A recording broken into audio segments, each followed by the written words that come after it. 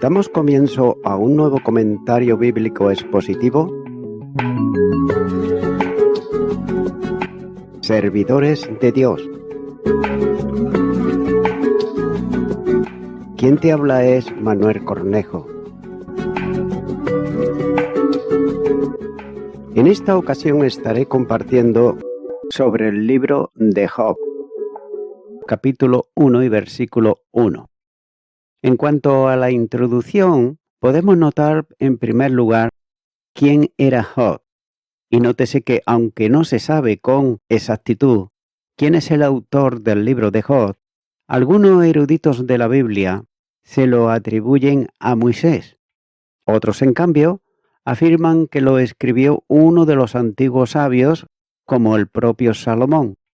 Por otra parte, los eruditos y estudiosos de las Escrituras note que no están de acuerdo respecto a cuándo se cumplió la obra, pues se desconoce su autoría, ya que teniendo en cuenta las costumbres y también el estilo de vida que refleja, se considera que este libro pertenece al periodo patriarcal.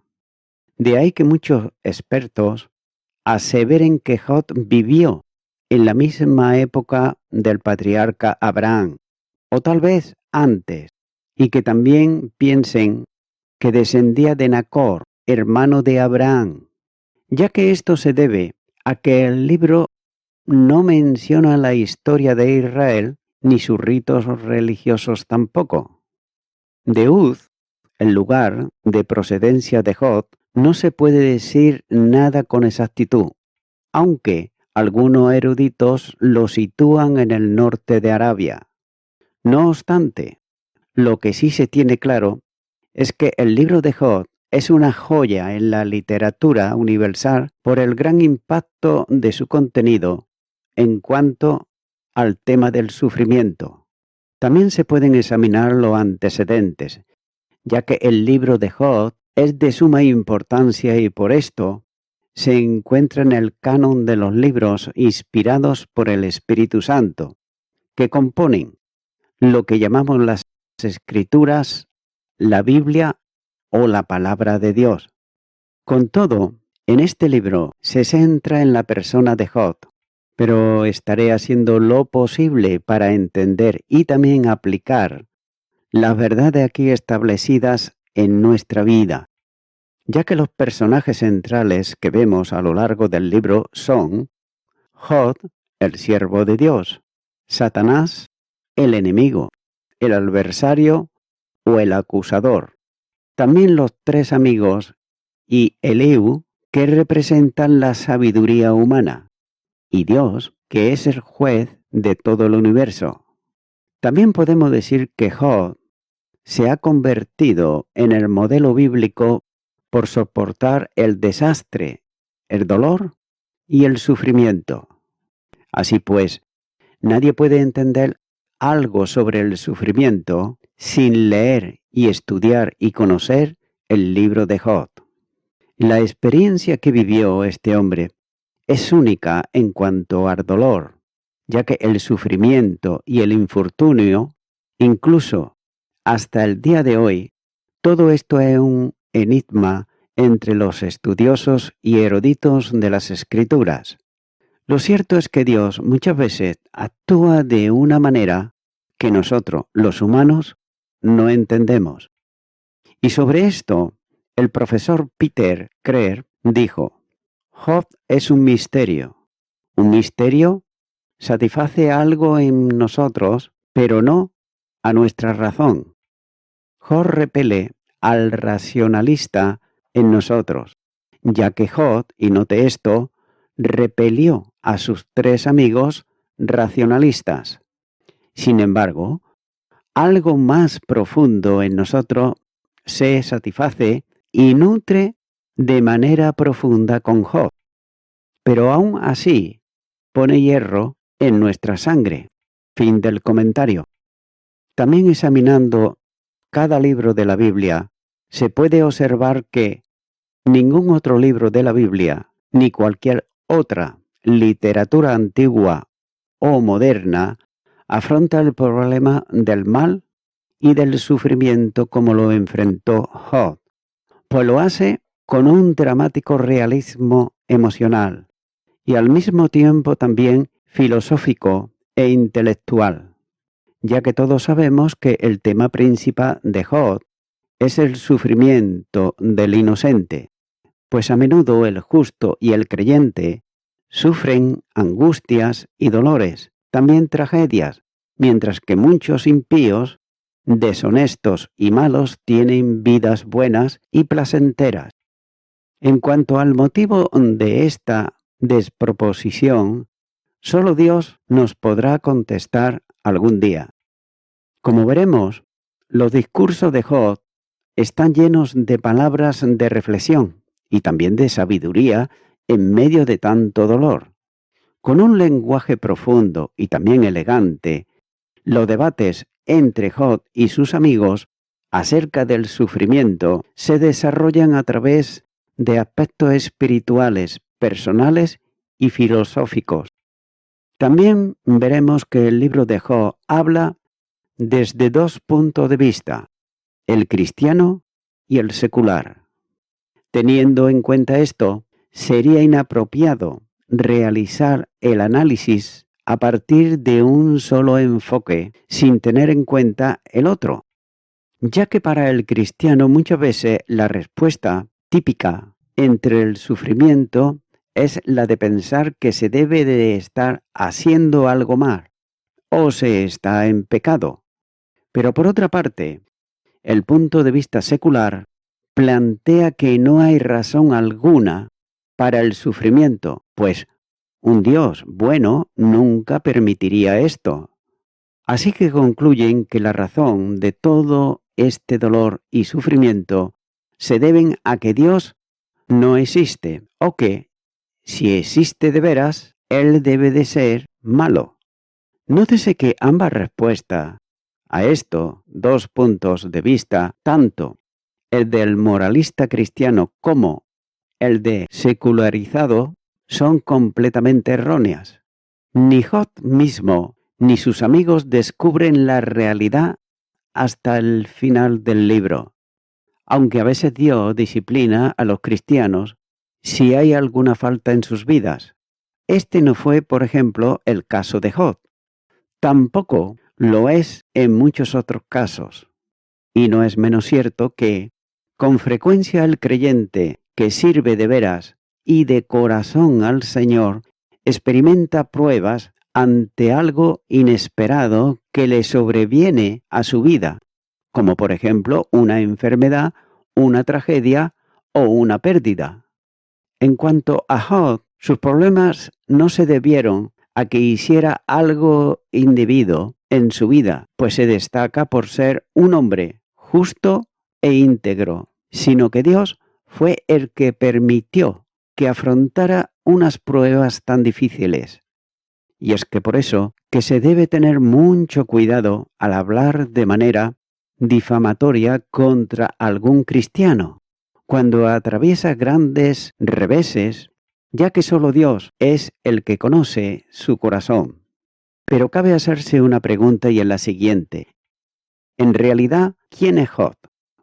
Por lo que dijimos antes, se infiere que Job no es un personaje ficticio, ni tampoco místico, sino real y verdadero, ya que el mismo Dios da fe de su autenticidad.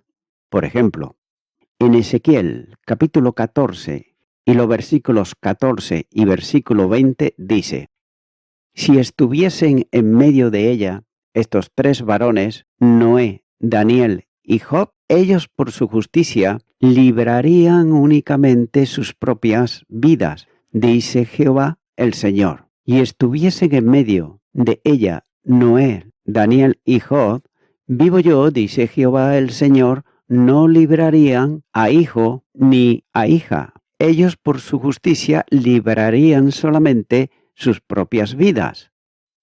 Y también se menciona en la epístola de Santiago, en el capítulo 5 y versículo 11, donde dice: He aquí, tenemos por bienaventurados a los que sufren. Habéis oído de la paciencia de Job y habéis visto el fin del Señor, que el Señor es muy misericordioso y compasivo. Por lo tanto, la palabra de Dios nos muestra que este personaje fue completamente real y fidedigno, pues hasta el propio Dios lo citó como referencia. También es necesario dejar en claro que Job desconocía lo que sucedió en el cielo durante la conversación que se estableció entre Dios y el diablo, como señala Job capítulo 1 versículo 7 al 12 y capítulo 2 versículo 1 al 7. Así que está ajeno por completo a que el Señor lo puso como ejemplo para las generaciones futuras. Es más, no estaba enterado del convenio o de la apuesta que Dios hizo con el maligno a fin de revelar la fe, rectitud e integridad de Job. Entonces, ¿qué rasgo distintivo encontramos en Job? Y tras esta introducción, comenzamos ahora con Job capítulo 1 y versículo 1, donde dice: Hubo en la tierra de Uz un varón llamado Job, y era este hombre perfecto y recto, temeroso de Dios y apartado del mal. Nótese que el hijo primogénito de Nahor, el hermano de Abraham, él se llamaba Uz. También aparece en Génesis capítulo 10, versículo 23, que es un nieto de Sem, que llevó este mismo nombre, pero no aparece si algún país fue nombrado de cualquiera de estos. Pero sin embargo encontramos en Lamentaciones 4:21 que Edom se llamaba Uz, probablemente de un nieto de Seir, el hebreo de ese nombre, como señala, por ejemplo, en Génesis capítulo 16, versículo 20, capítulo 36, versículo 28, y el primer libro de Crónicas, capítulo 1, versículo 38 y versículo 42. Esta persona habitó en la región montañosa llamada el Seir, antes de la época de Abraham, pero siendo expulsada, su posteridad, los edomitas, se apoderaron de ese país, como señala Génesis capítulo 14, versículo 6 y Deuteronomios capítulo 2, versículo 12, de donde después tomó el nombre de Edom, ya que es parte de Arabia, Petrea, lindando con la tribu de Judá del sur. Por lo tanto, la tierra de Uz se coloca correctamente entre Egipto y los filisteos, como señala Jeremías capítulo 25, versículo 20.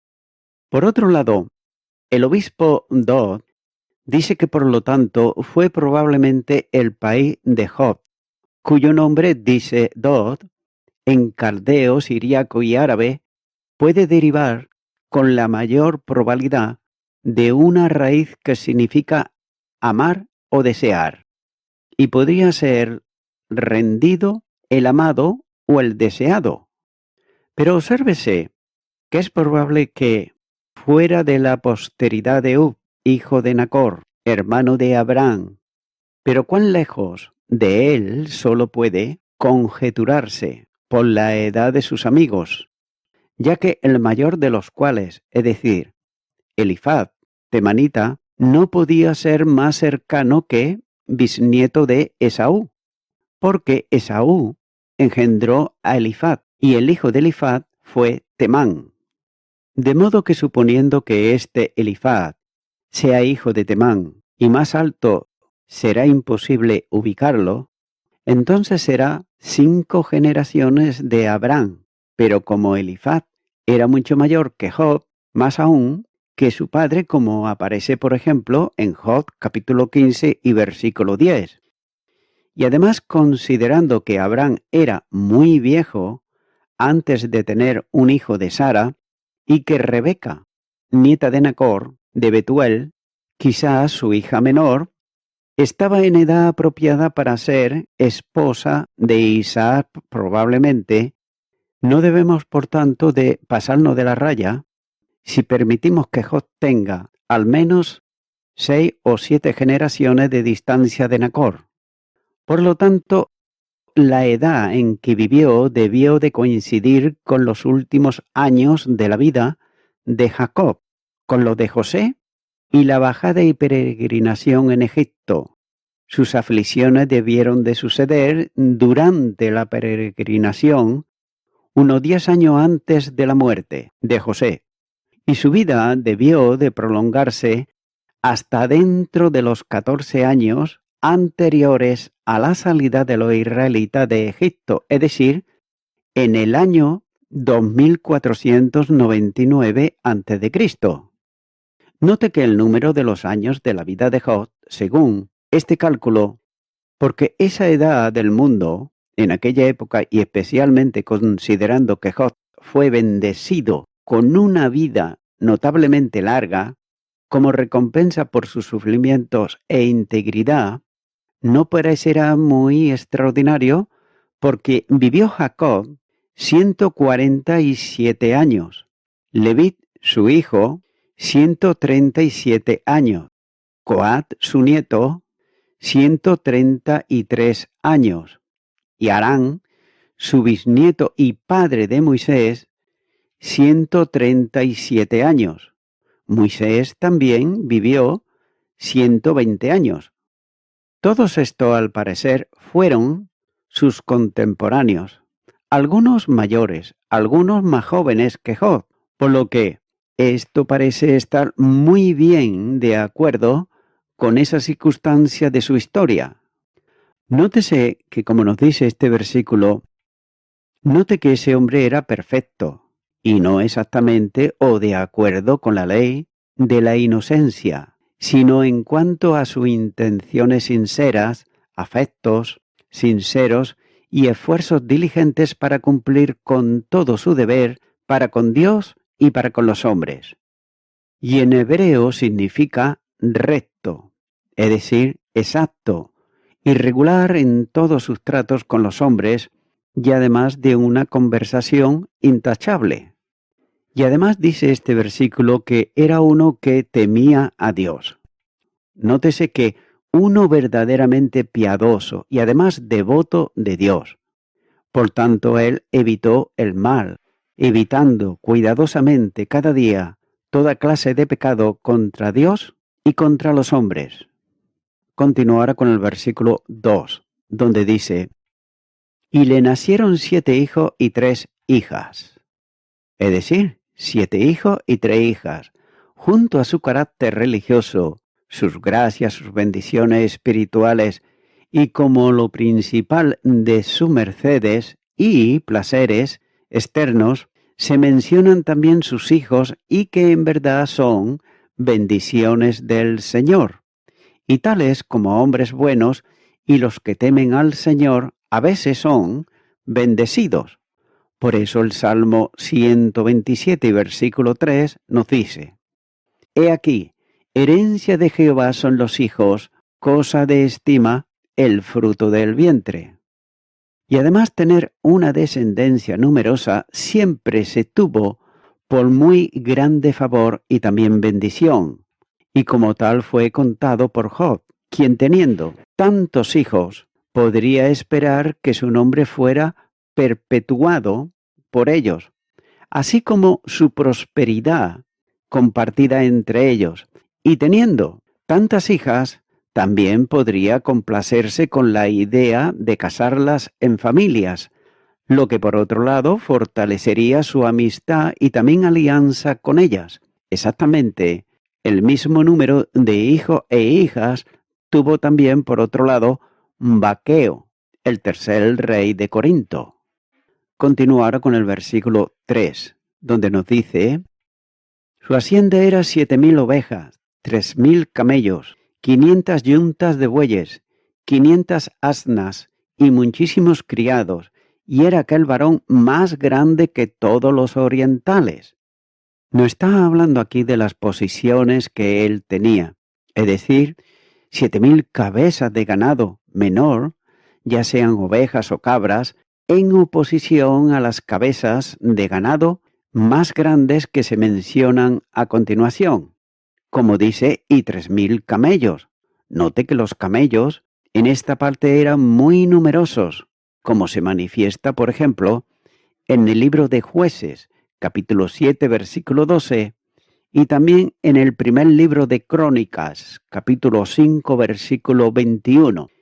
Y los testimonios, por otro lado, de Aristóteles y Plinio sobre los camellos, significa que son muy útiles tanto para llevar cargas en aquellos países cálidos y secos, pudiendo soportar, como ya se sabe, la sed mucho mejor que otras criaturas, como por ejemplo también para el servicio de la guerra se usaban. También nos dice que y tenía 500 asnas, las cuales eran preferidas antes que los asnos. ¿Por qué? Bueno, por servir para los mismos usos de llevar cargas, montar y diferentes géneros también de trabajo, y asimismo para criar y dar leche. Pero quizás también se pueda incluir en la expresión los asnos, siendo la denominación, como de costumbre, tomada de la mayor parte que eran asnas. Note que este hombre, como dice la palabra de Dios, fue el más grande de todos los hombres de Oriente, y era grande en comparación, en respeto o ante todos los hijos de Oriente. Por otro lado, hay quien ha observado que la fraseología aquí usada es un argumento de que el libro debe de haber sido escrito por algún israelita o habitante de la tierra de Canaán, el país de Jod. Se encuentra al este de allí, y siendo habitual entre los hebreos llamar a Arabia el este. Por tanto, la expresión probablemente solo signifique que él fue el más grande o uno de los más grandes que vivió en aquellos lugares. Tales expresiones generales se extienden comúnmente con tales limitaciones. También podemos aquí hallar el relato de su piedad y prosperidad. Viene antes que el relato de sus aflicciones, para mostrar así que ninguna de ellas nos protegerá de las calamidades comunes ni de las cosas extraordinarias de la vida común humana. Continuará con el versículo 4, donde dice: Y iban sus hijos y hacían banquete en sus casas, cada uno en su día, y enviaban a llamar a sus 3 hermanas, para que comiesen y bebiesen con ellos. Dice que cada uno su día, es decir, el cumpleaños, como también señala Job, capítulo 3, versículo 1, implicando de esta manera el amor y la armonía de los miembros de la familia, en contraste con la ruina que pronto rompió la escena de felicidad.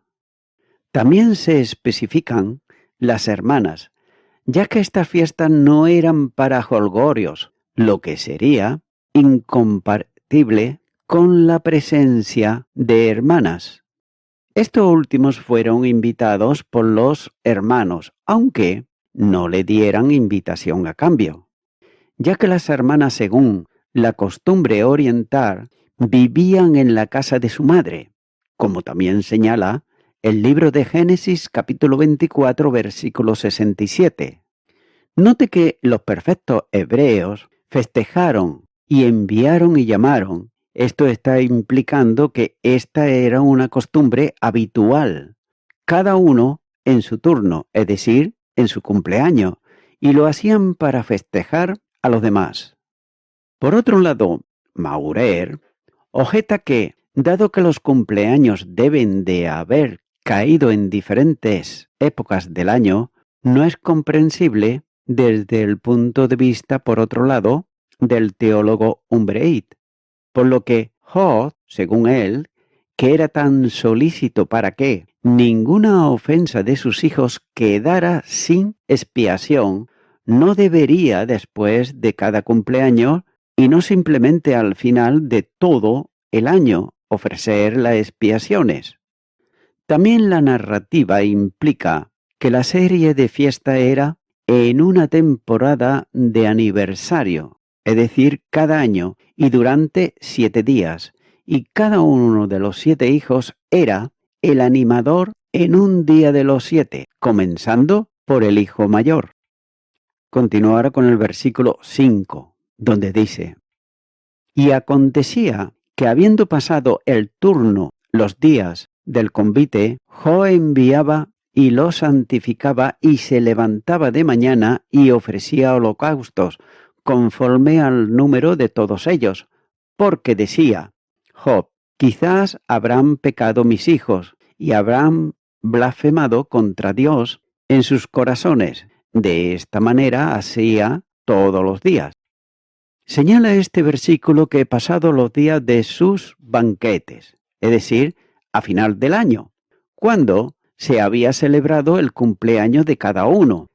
Note que el piadoso padre parece haberle reunido a todos para que toda la familia pudiera celebrar el banquete al Señor, ofreciendo holocaustos para hacer expiación por toda clase de pecados, ya sean por presunción o por ignorancia.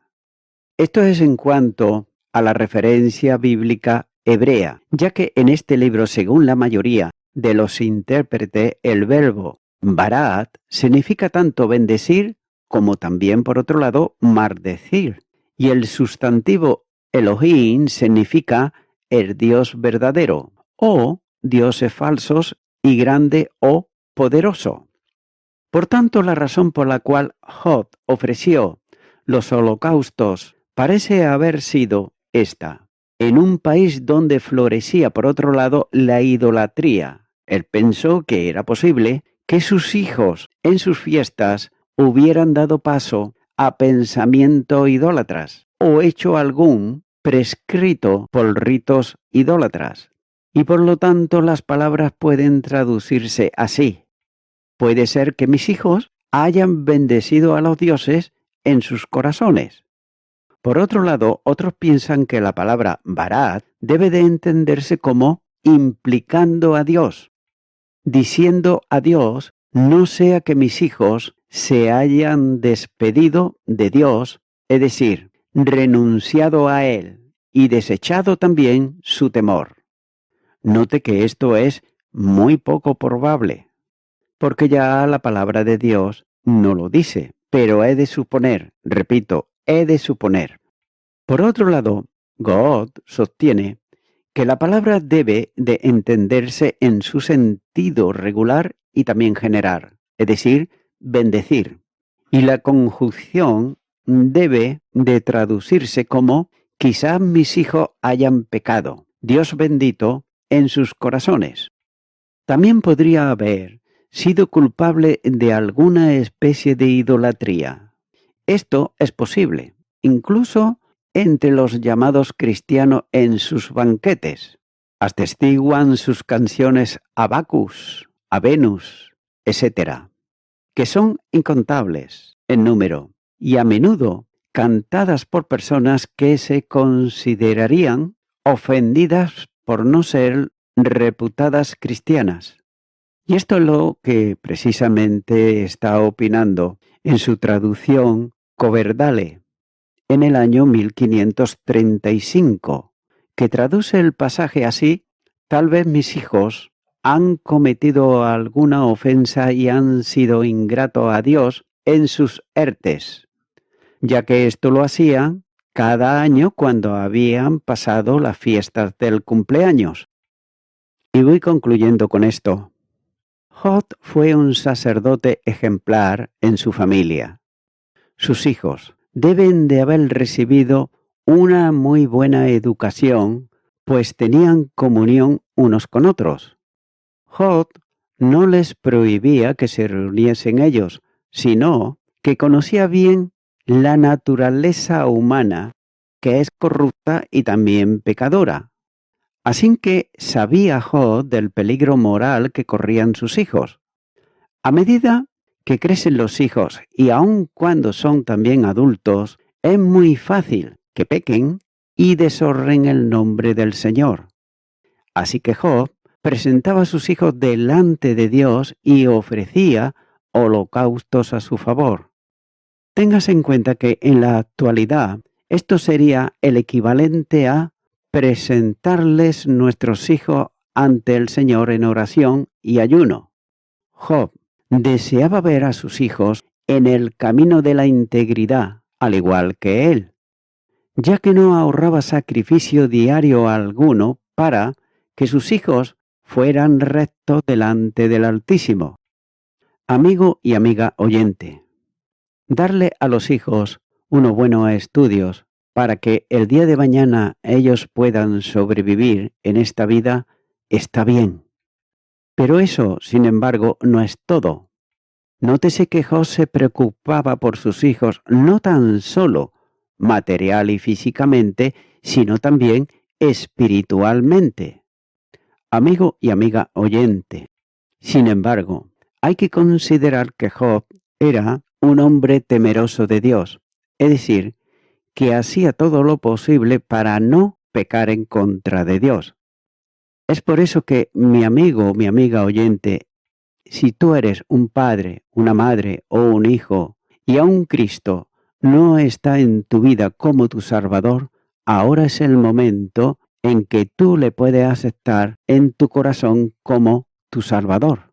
Por tanto, yo te animo a que tú ores una oración de fe para recibirle a Jesucristo como tu Salvador. Si no sabes cómo hacerlo, pues yo te invito a que me sigas en esta oración que voy a hacer. Y repite conmigo y di: Dios eterno, de todo corazón deseo lo mejor para mis hijos, pero reconozco que tú no estás en mi vida. Por ello quiero pedirte perdón por todos mis pecados, los cuales me arrepiento de ellos, y ahora te recibo a ti, Señor Jesucristo, en mi vida, en mi corazón, como mi único Salvador. Gracias te doy en tu nombre. Amén.